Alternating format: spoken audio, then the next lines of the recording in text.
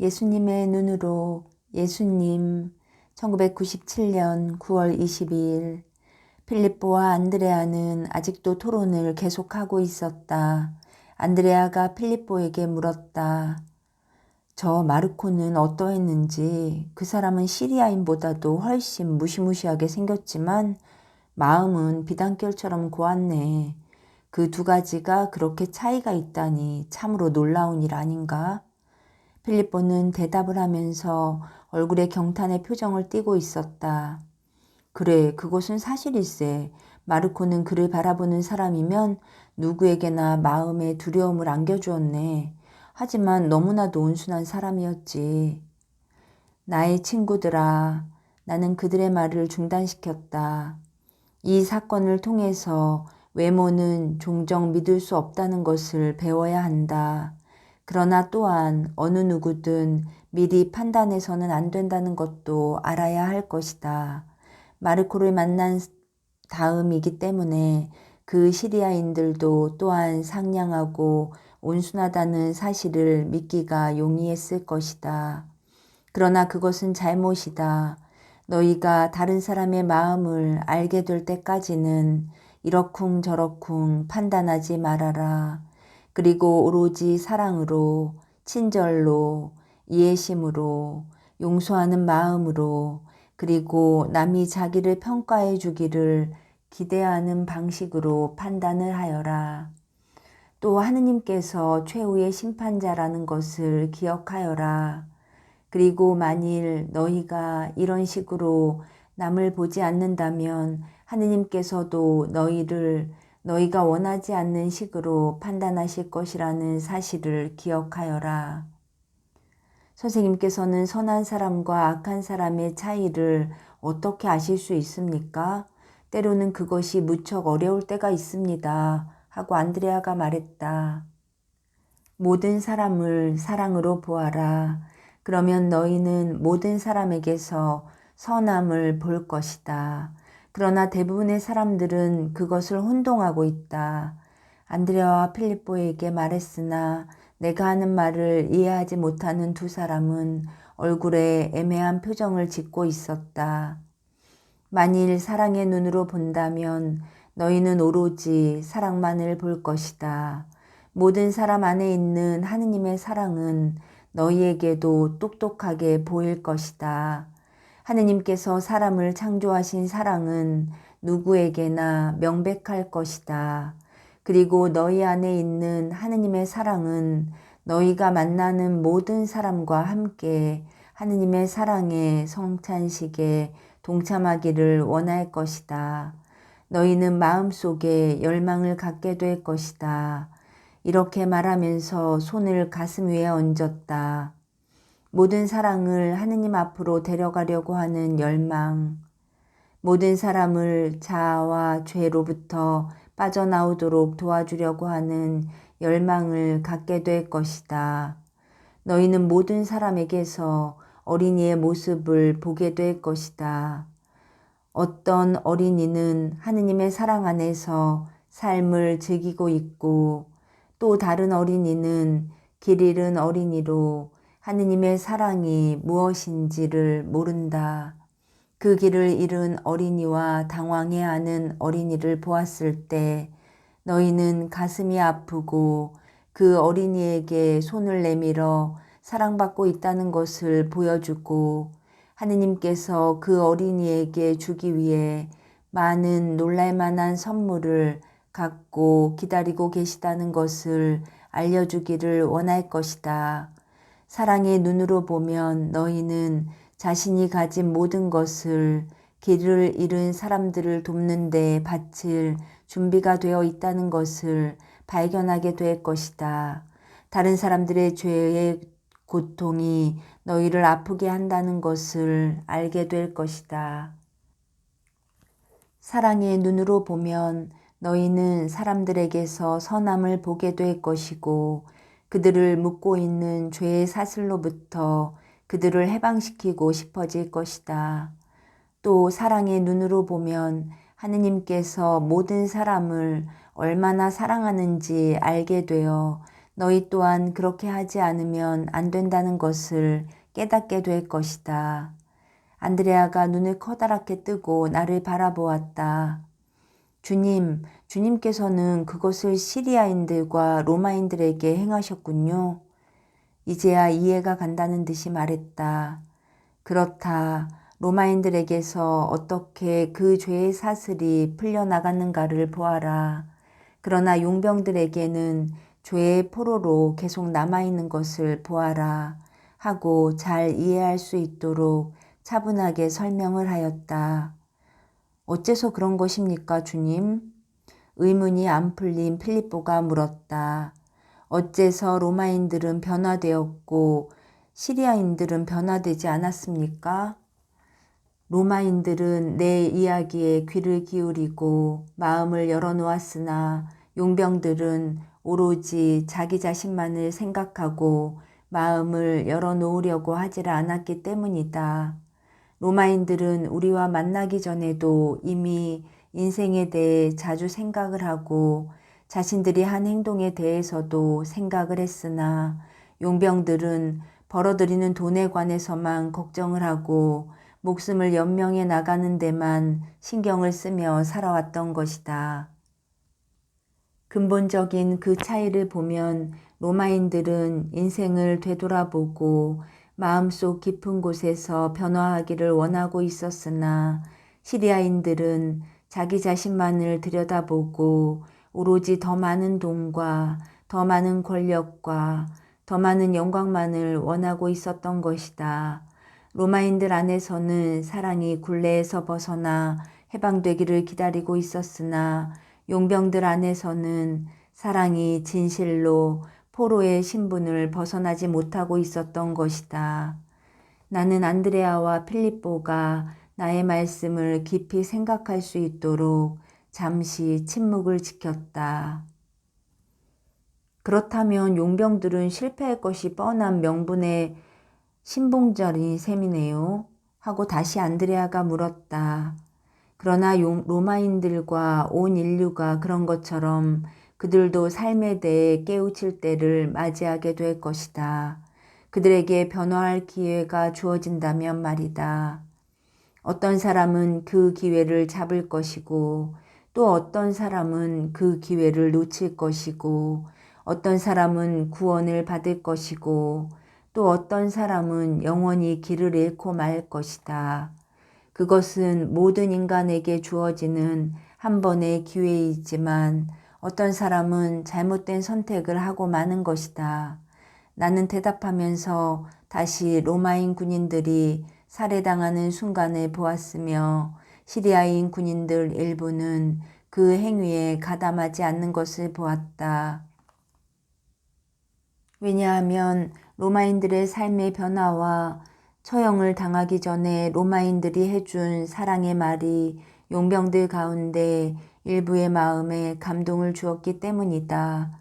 그 시리아인들은 더 이상 싸우기를 원치 않고 오로지 가족이 있는 집으로 돌아가기를 원하다가 그들 일부가 그 이야기를 들어보려고도 하지 않는 다수에 의해서 어떻게 살해당하는가를 보았다.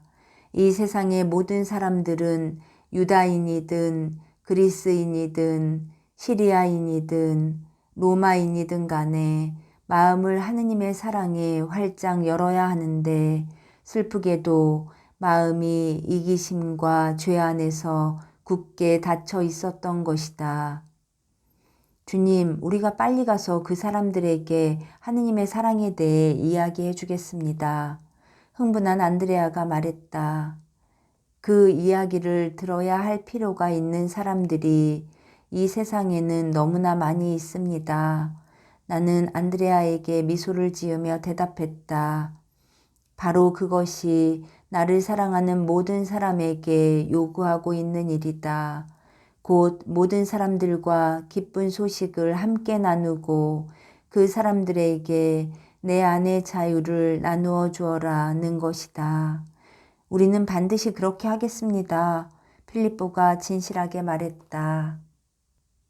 그것이 바로 너희의 의무이다. 결코 그 의무를 잊지 말아라. 하면서 나는 장차 그 의무를 쉽게 잊어버리고 심판날에 그렇게 하지 않은 것을 후회하는 모든 사람들을 생각했다. 예수님, 1997년 9월 23일 나는 뒤쪽에서 제자들 일부가 흥분하여 말을 주고받는 것이 들려왔다. 베드로의 목소리가 유난히 크게 들렸다. 그는 이렇게 묻고 있었다. 왜들 그렇게 다투고 있는 거지? 우리는 모두 친구들 아닌가? 이것은 내 잘못이 아닐세. 순전히 시몬의 잘못일세. 시몬은 내가 짐을 더 지고 가야 한다고 생각하고 있다네. 하지만 나는 이미 무거운 짐을 지고 가고 있다네. 가룟 사람 유다가 볼멘 소리를 했다. 자네 짐을 잘 보게나. 시몬이 비난하는 말투로 쏘아붙였다. 우리는 이렇게 많은 짐을 지고 가는데 자네는 거의 아무것도 짊어지지 않았군 그래. 나는 내 능력껏 지고 있는 것일세. 유다가 넋두리를 늘어놓았다. 하지만 형편없지 적잖아. 마테오가 화가 난 듯 불만스럽게 말했다. 그렇다면 자네 짐을 나에게 나누어 주게. 베드로가 마테오에게 말했다. 이것은 그런 얘기가 아니잖아요. 시몬이 언성을 높였다. 유다는 게으르기 짝이 없고 언제나 이런 식으로 은근 살짝 요령껏 빠져나가고 있잖아요. 시몬에게 대답하는 베드로의 말소리에는 얼마간의 좌절감을 엿볼 수 있었다. 이런 식의 말다툼으로는 결국 아무것도 해결할 수 없네. 절대로 해결을 할 수 없지. 자네들은 지금까지 얼마나 많이 이런 말다툼을 벌여왔나. 아직까지도 하찮은 일들을 가지고 싸우고 있지 않는가. 형님은 어째서 유다의 편만 드는 겁니까? 마테오가 따지듯 물었다. 형님도 유다가 어떤 종류의 인간인지 잘 알고 있잖아요. 글쎄, 나도 알고야 있지. 그래서 말다툼을 벌이는 것은 아무 의미도 없다고 말하고 있는 것 아닌가. 베드로는 목청을 돋구어 말했다. 어째서 형님은 우리에게 화를 내는 것입니까? 마테오가 베드로에게 또 따졌다. 문제가 있는 것은 우리가 아니라 유다란 말입니다. 나에게 무슨 문제가 있다고 그러는 건가? 나는 나에게 적합한 무게의 짐을 지고 가는 것일 뿐일세. 가룟 사람 유다가 마테오에게 반박을 했다. 누가 나쁘냐 하는 것은 중요하지 않네. 자네가 항상 문제를 일으킨다는 것이 사실 아닌가. 베드로가 쏘아붙였다. 야고보가 그 말다툼에 끼어들었다. 유다는 게으르기 짝이 없다니까요. 형님도 잘 알고 있잖아요. 베드로 형님. 야고보는 그것이 사실이라는 투로 말을 하였다. 자네는 참견하지 말게. 이것은 자네하고 벌인 말다툼이 아니니까. 궁지에 몰린 유다가 말했다. 야고보의 말이 옳아. 그리고 자네들 모두 다 알고 있잖아. 원군을 얻어 신바람이 난 시몬이 말했다. 그만들 두지 못하겠나? 자네들 모두 말이야. 화가 난 베드로가 험악한 표정으로 소리를 질렀다. 나는 걸음을 멈추고 몸을 돌이켜 제자들을 바라보았다. 내가 자기들의 이야기를 듣고 있었다는 것을 깨닫자 모두들 마치 어린아이 같은 표정을 짓고 있었다. 제자들의 얼굴은 나쁜 짓을 하다가 부모에게 들킨 어린아이 같은 얼굴이었다. 그것은 마치 자기는 잘못하지 않았다는 표정을 지으려고 안간힘을 쓰면서도 한편으로는 죄의식에 가득 찬 얼굴이었다. 잠시 쉬어가기로 하자 하고는 길 가장자리로 가서 나는 쓰러진 고목나무 위에 걸터 앉았다. 제자들이 주위로 모여들자 나는 물었다. 여기 있는 너희는 모두 친구가 아니더냐? 형제들아, 안 그런가? 몇 사람은 고개를 끄덕이면서 동의를 표하고 입속으로 뭐라고 중얼거렸다. 그렇다면 어째서 너희들 목소리에는 때때로 미움과 분노가 담겨 있느냐? 아무도 대답하는 사람이 없었다. 말다툼을 벌이던 제자들은 나를 바라보지 못하고 땅바닥을 내려다보거나 딴 곳을 쳐다보고 있었다. 물을 뿌린 듯한 정적이 감돌았다. 내가 다시 말을 했다. 너희가 형제라면 분명히 너희는 서로 사랑해야 하고 서로를 도와주어야 할 것이다. 너희가 분명히 형제라면 너희 중 하나가 어떤 면에서 약하다는 것을 알면 너희는 그가 자신의 나약함을 극복하도록 당연히 도와주어야 할 것이다. 형제인 너희는 그 말다툼이 형제들 사이에 불화밖에 아무것도 가져다 주지 않을 때는 당연히 서로 이해하고 용서하고 동정을 해야 할 것이다. 그리고 나약한 사람이 누구든 간에 그를 분개하게 만들 때는 자신의 노여움을 억제해야 한다. 왜냐하면 자신의 나약함을 다른 사람들이 얕잡아 보거나 해칠 수 있는 것으로 밖에는 생각하지 않기 때문이다. 형제인 너희는 서로의 약점을 형제를 돕는 방법으로 자기 자신을 성장시키는 방법으로 이해해야 한다. 겸손한 사랑으로 겸손한 사람으로 너희는 형제가 짊어지지 못하는 짐을 져주어야 한다. 형제인 너희는 다른 사람한테서 나약함을 보면 그것을 이해하고 도와주어야 한다. 그러면 너희는 자기 자신의 나약함도 극복하게 된다. 오늘날 많은 사람들은 형제 노릇을 하기가 어렵다고 생각하고 있다. 그러나 너희는 미워하는 것이 아니라 사랑함으로써, 빼앗는 것이 아니라 주는 것으로써, 그리고 시중을 받는 것이 아니라 시중을 들어주는 것으로써 형제 노릇을 좀 더 보람있게 할 수 있는 것이다. 마테오가 머리를 숙인 채 발로 땅을 마구 차면서 작은 목소리로 말했다. 주님 죄송합니다. 저는 괜히 유다에게 화를 냈습니다. 용서해 주십시오. 저 역시 화를 냈습니다, 주님. 사뭇 부르퉁에 있던 시몬이 말했다. 그리고 베드로에게도 화를 냈습니다. 저도 그랬습니다, 주님. 야고보가 말했다. 주님께서도 제가 고함치는 소리를 틀림없이 들으셨을 것입니다.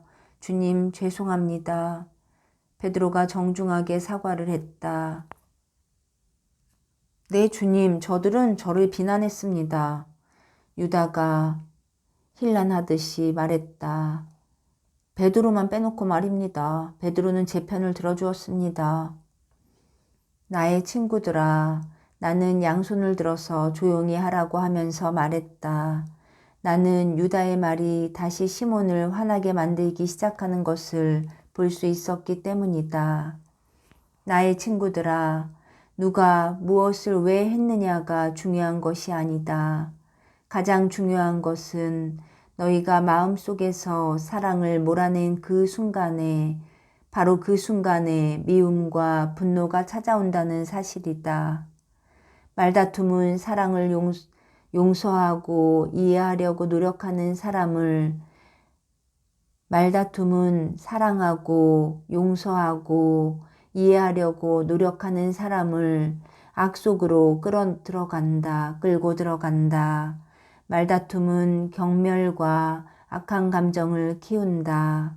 그리고 말다툼은 사람들로 하여금 자신은 옳고 그 밖에 다른 사람들은 모두 틀렸다고 믿도록 이기적인 생각을 표면에 떠오르게 만든다.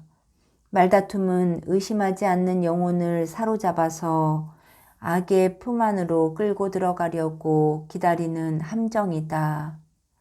그리고 너희가 그 함정에 빠지지 않기 위해서는 말다툼을 반드시 피해야 한다고 타일렀다. 베드로, 나의 친구야. 나도 내가 유다를 보호해주고 도와주려고 노력했다는 것은 잘 알고 있다. 그러나 내가 그 말다툼에 끼어들어감으로써 너의 모든 좋은 의도는 내가 화를 내기 시작할 때 모두 수포로 돌아가 버렸다. 그렇습니다, 주님. 크게 낙담한 베드로가 말했다. 용기를 내어라. 친구야, 내 동기는 순수했지만 내 행동이 좋지 않았을 뿐이다. 이번 일에서 교훈을 얻어라. 그리고 다음번에는 행동도 역시 순수하게 하도록 노력하여라. 나는 나의 친구 베드로에게 미소를 지어 보이면서 말했다. 이번 말다툼은 오랫동안 우리들 사이에 있던 어떤 일 때문에 시작되었다. 내가 주장한 것은 전혀 새로운 것이 아니었으며 너는 오늘 아무것도 해결한 것이 없다. 그러면서도 너는 내 자신을 그 함정 속에 빠지도록 내버려 두었고 그것이 너를 사랑으로부터 멀어지게 만들었다. 내가 한 말은 아무것도 해결하지를 못했고 누군가는 계속 다른 사람들보다 더 많은 짐을 지고 갈 것이다. 그러나 그런 것이 인생이 아니겠느냐. 내가 나를 따르고 나의 말씀대로 살기를 원한다면 너는 남들보다 더 많은 짐을 기꺼이 짊어질 준비를 해야 한다. 그러나 내가 더 많은 짐을 지고 있다고 믿는다면 그것은 내가 나로부터 떨어져 나갈 위험 속에 빠져들어가 유혹에 빠질 때라는 것을 명심하여라. 왜냐하면 나를 진실로 따르는 자는 충분히 많은 짐을 지고 있다고 믿지 않을 것이기 때문이다. 말을 끝내고는 나는 눈을 감고 제자들에게 말했다. 섬김을 받는 것이 아니라 항상 섬길 수 있는 힘을 달라고 우리 모두들 위해 기도를 드리자. 곧 우리는 한데 모여서 기도를 드렸는데 나는 제자들의 마음이 활짝 열리고 진실로 섬기는 힘을 강구하는 것을 느낄 수 있었다. 그러나 단 한 사람만은 예외여서 그의 마음은 아직도 노여움과 자기 연민의 생각에 가득 차 있었다.